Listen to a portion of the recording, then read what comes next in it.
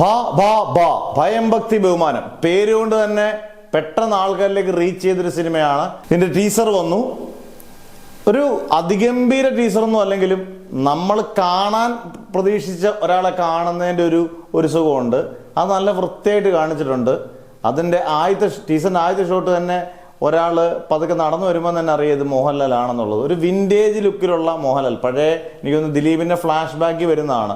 ഈ ടീസർ കാണുമ്പോൾ തന്നെ അറിയാം വിനീത് ശ്രീനിവാസനും ദിലീപും തമ്മിലുള്ള ഒരു റൈവലറിയാണ്, ഒരു വീറും അങ്ങോട്ടും ഇങ്ങോട്ടുമുള്ള വാശിയും കാണിക്കുന്ന ഒരു സിനിമയാണ്. ഇതിനിടയിൽ വരുന്നൊരു ക്യാരക്ടറാകാം മോഹൻലാലിൻ്റെ ഒരു ഗുരുസ്ഥാനീയനായിട്ട്, ദിലീപിൻ്റെ ഒരു ഗുരുസ്ഥാനീയായിട്ടൊക്കെ കാണുന്ന ഒരാളായിരിക്കാം മോഹൻലാൽ. എന്തായാലും ആ രീതിയിൽ പോകുന്നൊരു സിനിമ തന്നെയാണ്. ഈ പറഞ്ഞ പോലെ വലിയ കഥാപരമായും വലിയ സംഭവമായിട്ടൊന്നും അവർ തന്നെ പറയുന്നില്ല, ലോജിക്കൊന്നും ഇല്ലാതെ പോയി കാണാൻ ഉള്ളൊരു സിനിമയായിട്ടേ അവരും പറയുന്നുള്ളൂ. ആ രീതിയിൽ കാണേണ്ട പടം തന്നെയാണ്. എന്തായാലും മോഹൻലാൽ ഉള്ളതുകൊണ്ടാണ് ഈ സിനിമയ്ക്ക് എനിക്ക് 100 മടങ്ങ് പ്രതീക്ഷ വർദ്ധിക്കുന്നത്. കാരണം ദിലീപും വിനീത് ശ്രീനിവാസനും മാത്രമായിരുന്നെങ്കിൽ ഒരിക്കൽ ഈ സിനിമയ്ക്ക് ഇത്രയും ഹൈപ്പ് വരത്തില്ല. ഇപ്പോൾ ഇതൊരു കൊടൂര ഹൈപ്പായി മാറിയത് മോഹൻലാൽ എന്ന് പറയുന്ന ഒരു നടൻ ഇതിനകത്തോട്ട് എൻട്രി ചെയ്തപ്പോഴാണ്.